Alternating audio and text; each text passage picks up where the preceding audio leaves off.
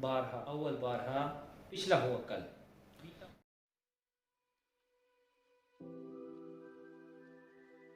السلام علیکم میرے پیارے بھائیوں، کیا حال چال ہے؟ میں آپ کا دوست ٹیچر عاقب. تو میرے پیارے بھائیوں، آج نیو الفاظ سیکھیں گے اردو اور عربی کے ترجمے میں. تو میں آپ کا ٹائم ضائع کیے بغیر ہم ویڈیو کی طرف بڑھتے ہیں. تو میرے پیارے بھائیوں، آج کا ہمارا پہلا الفاظ ہوگا بارہا. بارہا بارہا بارہا بارہا کا معنی کیا ہوگا عربی میں؟ پچھلا ہوا کل، بیتا ہوا کل. بارہا کو کہیں گے بیتا ہوا کل.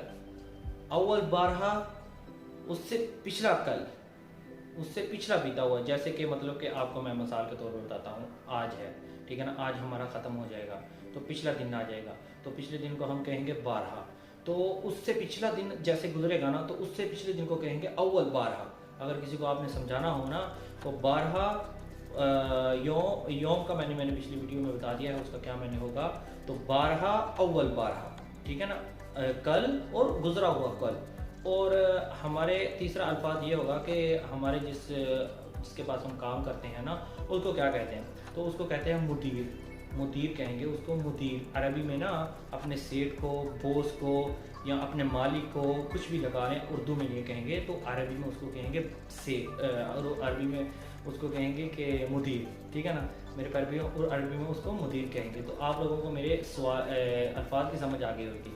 تو کل، پچھلا ہوا کل بارہا، اس سے پچھلا ہوا گزرا ہوا کل اول بارہا، ٹھیک ہے نا.